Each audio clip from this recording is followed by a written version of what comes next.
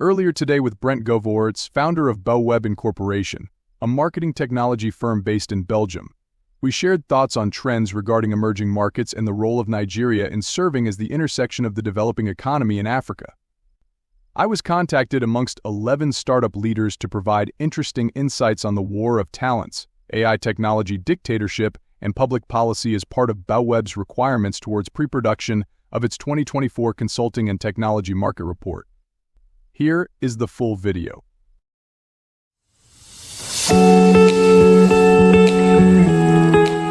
Context about the interview itself. Basically, what I am and what I am doing is I'm Brent. I'm the founder of Bouweb, and I've been interviewing at least now about I think 30 consultants to get some insights into the market, and as well give back valuable insights in the form of a white paper. So what I found is after COVID, a lot has changed in the consultancy space, and I wanted to share some common knowledge and insights from some industry leaders, and that's basically why I'm doing the interview as well. So the interview usually takes about 30 minutes. Is that okay by you, or do you have a hard stop somewhere?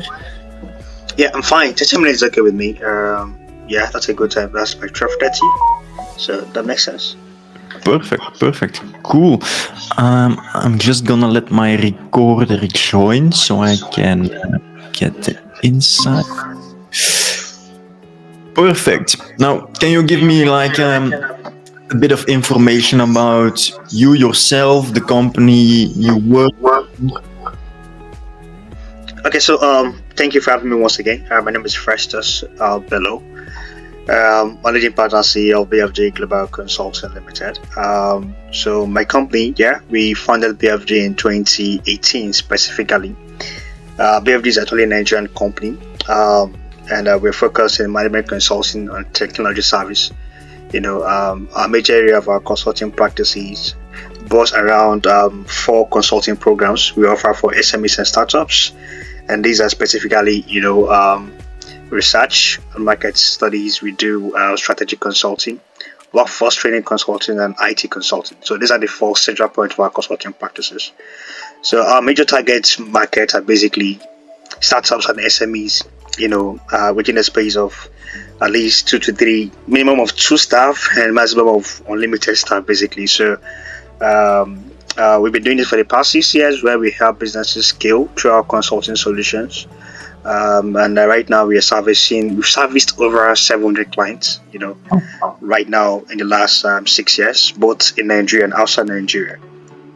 That's it. So basically BFG is actually managed by a team of 11 right now, and we are currently, based on valuation, we are worth valued at 100 million naira.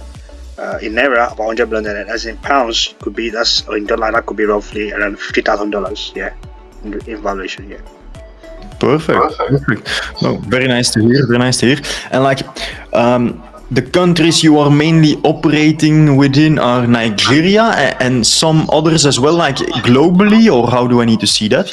Yeah, so we sell solutions to African businesses, Nigerian indigenous businesses who are in Nigeria and outside Nigeria. We also have clients here in the UK, but most of our clients here in the UK are Nigerian-owned businesses operating in the UK. So specifically, our target audience have always been African businesses, because we believe in the ideology of Pan-Africanism, and this is one thing that shaped the way we sell our services, where we try to premium our services with African-owned businesses. But then we also offer services to other nationals. For example, we currently working on a project with a company in South Korea, as a South Korean market. So it depends on the nature of the project, but specifically, majority of our business, clients are, Nigerian-owned businesses operating in Nigeria and outside Nigeria. Beautiful. Okay, perfect. Yeah. And what are some current trends within your market that you are aware of? Come again?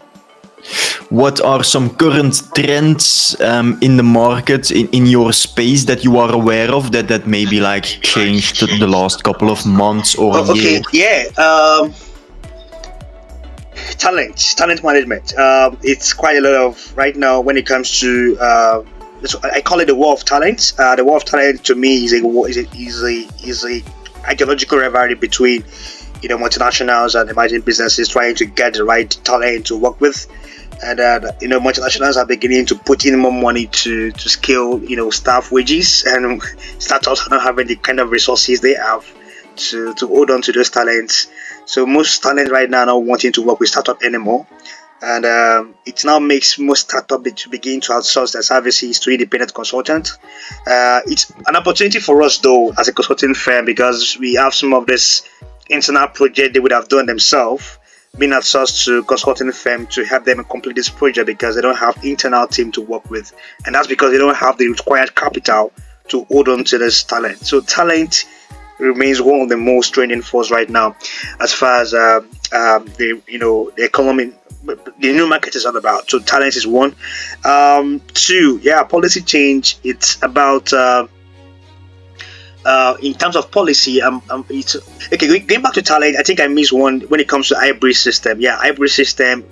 Most businesses are beginning to go into hybrid and remote work, and companies are beginning to see how they could bring in policy to have a good balance between how to manage a team remotely and how to manage a team in a hybrid system or on-site. Human resource policies are beginning to change, because as far as business is concerned, the central point of business is human. Apart from capital, who remains the most financial need, but human capital remains the most significant requirements in business management. And if you don't know how to manage a business well, it will become a problem for every business owner. So policies are being drafted by different HR experts, talent management experts in building a sustainable businesses for that can accommodate different working model, be it hybrid, remote, or on-site.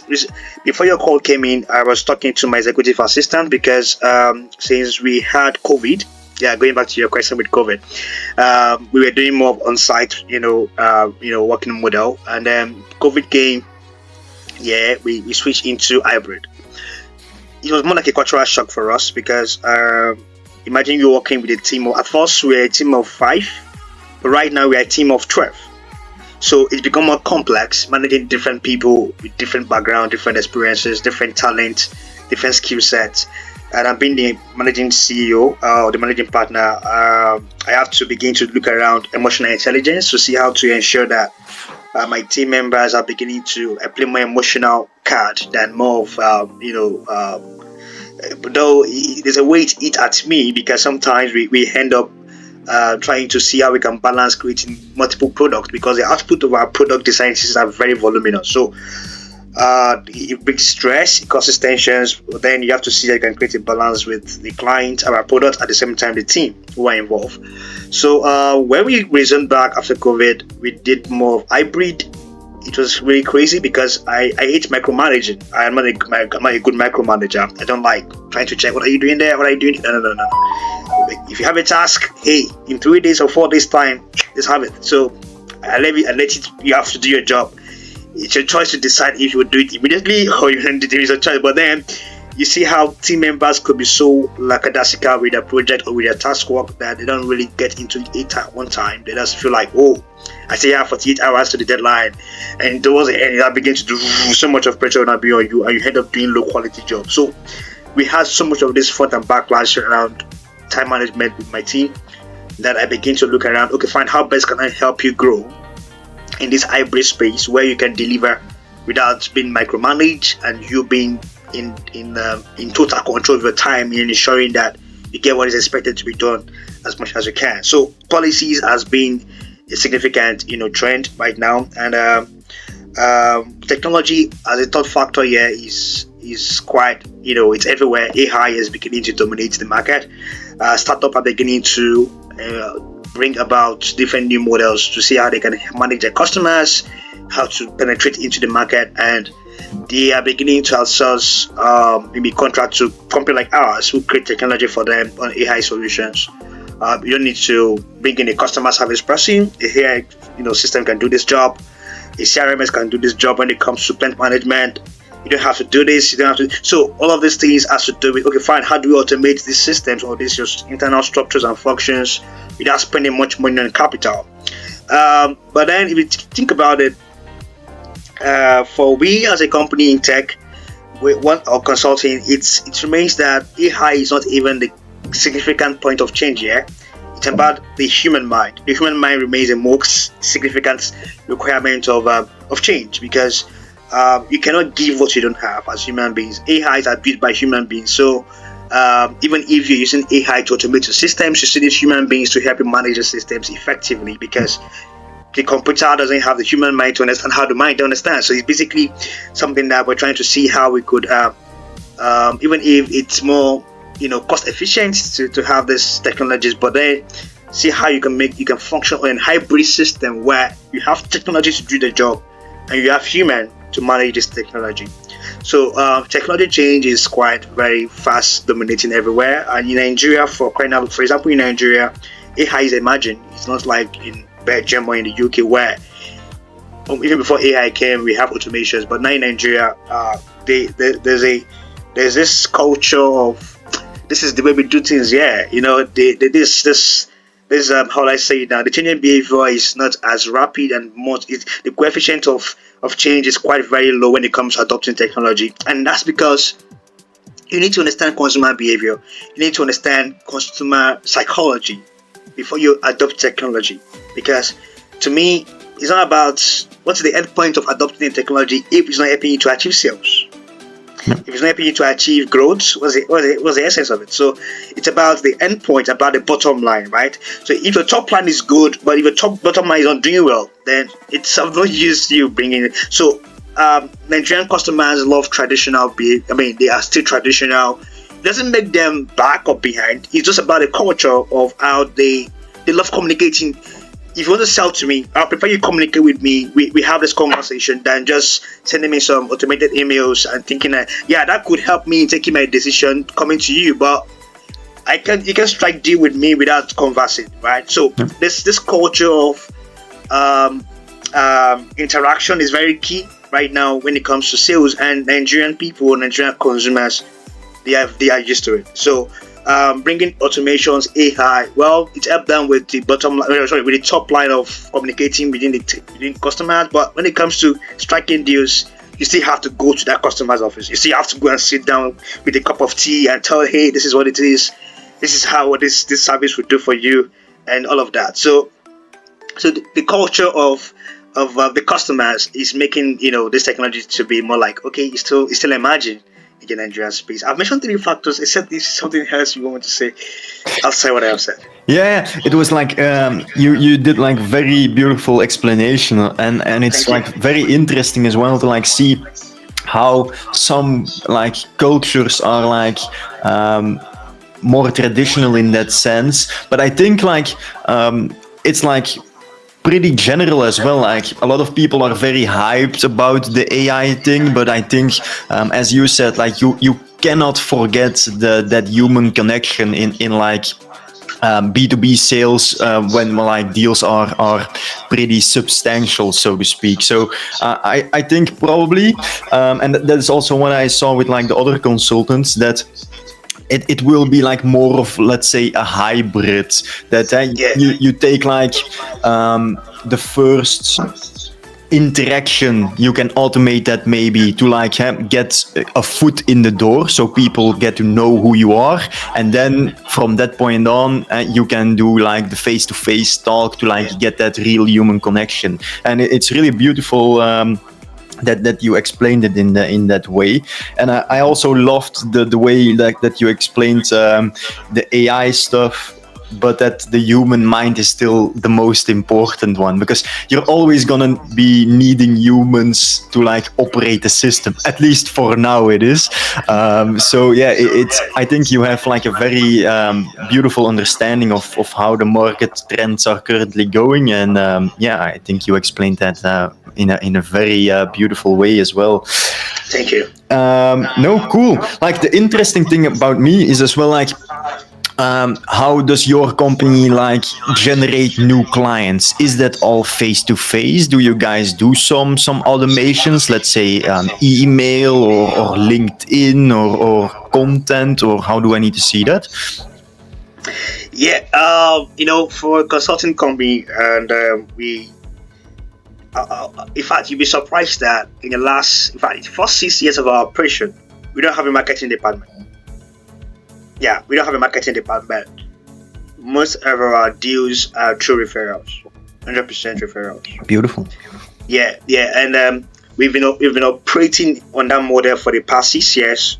Our cash flow, our target has always been met with that same program system of referrals, because when you pay attention to your product, the product will sell itself. You don't have to put more money into the marketing.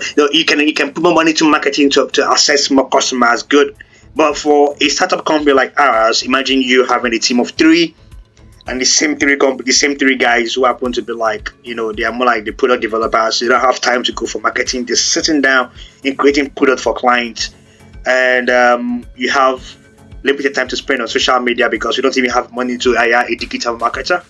You have limited time to run automated ads because maybe you're so busy with creating products. So that model really has helped us to remain sustainable in meeting our end means. But now we just recently begin to diversify into going into the more of this inorganic system of business management, where we just recently last week we launched a marketing department with a team of 2, a digital marketer and a traditional marketer, to help us to attract more clients and go out there to speak about our product, because you can't take away marketing from business. So but referring has always been the central point of our return. Repeat businesses as well, because customers who buy from us, they come back again to buy more from us, and we have a very good flexible payment plan that allows them to be more comfortable with us, because you don't have to break the bank to approach us. So we understand the startup model in Africa. We understand that SMEs in Nigeria or in outside Nigeria, one Nigerian businesses are they want to see reward for whatever they're spending money for. So it's not about so sometimes when we charge, until when you get this reward, you start paying us. So it's more like win-win for us, where if you're successful, yeah, we are happy. So if it's unsuccessful, we have to come back to you and say, okay, fine, let's try this out again. So it's interesting to say that so marketing budgeting depends on size of companies, right? So we're just starting this because we're beginning to have more resources to go into that. So if you ask me, every other businesses in Africa, are they also similar to this? Yeah, we have some of these businesses that it depends on the structure, right? For we, as a consulting firm, it's knowledge based. So while for some it's a B2B kind of thing where you have to have the product, you have to go out there to sell it. But for we, it's more like we sit down, we consume more information. You come to us, we give you those informations, and you be like, oh wow, I've not seen it this way, I've not seen it this way. So we give you this foresight and we put you on suspense, because when we give you the foresight, you come back and say, I want to learn more from you because you want to have more information. So that way, okay, fine, you bring this person, you have this discount. You bring this person, you have this discount. And before you know it, the customers become your marketing team. Yeah. So that's a strategy we use over the past 6 years. Yeah, that's indeed very beautiful. Like, you start with the product, see that the product is very good, and then it sells itself. That is, I think, a very good way to do it. But like, do you see? I think I heard it already, because you started a marketing department. Do you also like see a lot of potential there that you can still utilize? Because like the referrals, they are very well, but like the way I a lot see it is that they are each their own pillars, so to speak. So when you have built this pillar very well, the other one is just like gonna add fuel to the fire, so to speak. So what type of marketing is like the marketing department gonna do? Because that's actually like pretty interesting to me. I think we do more of digital marketing, because traditional marketing is based on human network and net worth. Because right, it's all over the world, not only in Nigeria, even in the UK. Your human network determines the kind of assets you break into when it comes to traditional marketing. So it takes a lot of time to build a very strong network and a formidable network, right? So digital marketing remains I think it's more seamless in a spot of time where you can sit down and reach out to many people. at the same time create a very good sales funnel. And then one disadvantage why we would want to consider one advantage rather why we would want to consider a digital marketing ahead of a traditional marketing is because in Africa, let me speak for the place where we have our headquarters right now in Abuja in Nigeria. Most of the salespersons are more like there's a kind of a cheat code they adopted whereby you don't go to the field, you just go sleep at home, and you as a manager be like, where are you? Oh, come on the street, whereas you are home sleeping, and I'm not God to know where you are. So even if you tell me you're on the street, I wouldn't know, because you have targets to meet, but then you can't just dismiss somebody if you're not meeting the target. You still have to pay them their normal commissions when they come. Their normal monthly wages, even if you don't meet the target to end bonus. But so most of the salespeople are quite not sincere to do this job because they feel like, oh, it's sunny. They go over the shade and stay somewhere and just chill in a coffee in a very good restaurant. And when it's around 5 p.m., they start coming back to the office. Oh yeah, we've had a good day, whereas we didn't go to the field. So by being careful of not putting money where it won't get us the reward we want. So digital marketing is easy to monitor, it's easy to assess, it's easy to measure results on it through it. So it's going to give us more contribution to our bottom line. Because we have a limited team right now, we have just 2 team members in that space, in that department. So if the 2 of them, if one person is going into running the ads, somebody have to have a good sales funnel to communicate and ensuring that we monitor the customer throughout their whole customer journey to the point of sales. Yeah. Beautiful. Okay, cool. And how would you manage, let's say, a salesperson that doesn't do their hours? Because that's very interesting to me when they go sip a coffee or anything like that. You cannot really control that if I heard it right, or yeah. Okay. So we can control that behavior, even if you motivate them to say, hey, you need to get this XYZ amount of money every quarter or every month. The human mind or human being love comfort zone. They don't want to break out of the comfort zone. So except people who have the salespeople who are already wired with financial interest, they're already wired with financial gains. These kind of people are self-motivated. If you have those kind of people, good, you can lead your sales team to the best of it. But right now, most of the salespeople get sales job not because they want the job, but rather because they've tried other jobs, they didn't get it, so they'll come to marketing. So the passion for it is not even there in the first place. Yeah. Right. So they just do that for the sake of the time being, and so these are issues we face as employers, where we have to begin to deal with the circumstances around you applying for a job that ordinarily you don't want to. So I have to begin to talk to you, begin to speak to you. But now you have people who are like stone. You can't talk to stone. No matter how you try to change the stone remains constant and stagnant. So humans can be so difficult to handle sometimes. Yeah. Okay. Cool. Interesting. And how would you solve that as a company? Are there some structures that you made up to make sure you hire good personnel, or? So traditional marketing is, I'll prefer to relate traditional marketing to the managers themselves, because every CEO is a salesperson. Yeah. Yeah. Every manager is also a salesperson. You might be managing the team, but at the same time, you must be able to know how to convince people to get into what you're doing, right? So, for sometimes I tell people for free, okay, this is an expert level discussion. Sometimes structure fails, right? So it's easy to say, yeah, structure, but then if you look into it, you understand your business very well.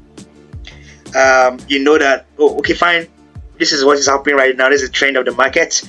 And then you understand that when it comes to getting the right deals, C-level marketing still remains the most top-notch, because this is CEO to CEO conversation. This is manager to manager conversation. You talk to people of influence, and they get you the result you want. You talk to politicians, they give you the results you want. You talk to your friend who is working with a particular, director general of a particular government parastatal, they get you what you want without spending much of your time with rolling around. So I prefer to just have myself, because of my sanity, hey, leave this traditional marketing for the managers, where you associate level staff, just go into digital marketing, get us the digital approach, because you are the Gen Zs, you understand the Gen Z's behavior, you understand. So it's a customer psychology perspective to it. Yeah. So yeah, that's it. Cool. Perfect. I have a couple of last questions. I think 2, 3. The first one is like, does the company have some goals for, let's say, the coming 6, 12, 24 months, or? Yeah, so 100%. Of course, we always compete with ourselves. One thing I, as a business founder, is that I ensure I pay attention to collaboration than competition. So in the last 5 years, we've been working around traditional management consulting, where we create products, we sit down, we craft out our mind, we deliberate, and yeah, it has really helped us. But now we understand that we cannot service multiple startup and SMEs in that same model. So right now we're trying to go into what they call a high-powered management consulting system, where you can get whatever you want through that system. That system is going to be like a software as a product, where you go in there, you get what you want, be the business plan and all of those things. So it's called Appetizer.ai. It's a solution we're currently building. We should launch that in the next 6-12 months. And not just that, the other side of it is that we're trying to move to a new apartment. We want to go into a bigger space. The size of the team is beginning to grow bigger and bigger. So where we are currently, we want to expand our locations, and because of the fact that, right now, when you invest into your workplace, it increases your customer loyalty and also improves your brand. So you understand that for you to get C-level clients who are luxury based, you need to represent that kind of setting in your office space. So yeah, that is what we're also trying to do. In the next 6 months, we should be in our office space. Maybe by that time I'll write back to you and say, hey, Bouweb, right now you can talk to me. I'm speaking to you in my new office. So these are new structures we are trying to put into place. Yeah. Beautiful. I think that's always like a very fun time when you can like move into new offices. Like it's like taking like a new page of like a new book, so to speak. So you're like moving on up. That's very beautiful to hear. Yeah, cool. Yeah. Is there like something, and I always like that question. It's like more of like, let's say, an ending question. Like, if you would have a magic wand and you could solve one thing in the business, what would it be? Come again? If you would have a magic wand and you could solve one thing in the business, what would it be? What is it that you would solve if you could? If I have a magic gift, right? And if I want to solve, is it in my business or in the entire industry? In the business, indeed. Do you mean business in terms of my own space, or in terms of business as a whole, in terms of the market entirely? Your own, actually. Like. Okay, so wow, what will it be? Well, that's a very complex question. Maybe, wow. I'm not starting this way. I've never had this kind of question. So, okay, what will it be? Maybe, for example, right now I'm working with my team in the UK. My team, my head office, we're based in Nigeria. So I am in the UK because I just finished my MBA program, right? So, so if I'm to solve anything at all, it could be based on. Yeah, it's very. I think it's about mind shift. Apparently, it still remains, but it still goes back to the human mind, because sometimes I feel like, can you just see things the way I'm seeing it? I have this feeling like, hey, startup or SMEs, they go through a lot when it comes to managing people, because those guys, they don't have huge structure to do, so they just have to, the CEO or the manager have to deal with managing these people, managing clients, and all of that at the same time. So it's difficult sometimes where you have people who don't understand what you're saying. Even if you're speaking it to them, you literally wouldn't have them understand until you keep repeating that same thing over and over again. So one thing I've begun to understand over time is that why we have imagined a new way of doing things. The same things that are more like a new models also affect results. For example, most recently we begin to think about, we don't want to start using presentations in our meetings, but rather let's go back to the traditional way of having to write on paper and print it out, then share each copy to the managers to read for like 15 minutes before they even go into the meeting, or right on that spot of the meetings, we read and summarize what you understand about this, because we understand that we are beginning to get distracted with some of these new trends because the culture of understanding the content of solutions is beginning to lose out. So I know we can catch up with the fast changing things of the world, but then I prefer more of the traditional and the technology kind of thing, more like a hybrid system, more than just having to go with the technology and we just keep moving and moving and we lost the value of self and love the value of knowledge and the value of understanding. So it's gonna be more of human mind thing, yeah, to me, yeah. Thank you for having me. I wish you best of luck in your report, and I'll also let's be here if we need further help in the future. Nice connecting with you. Nice wanting to meet you.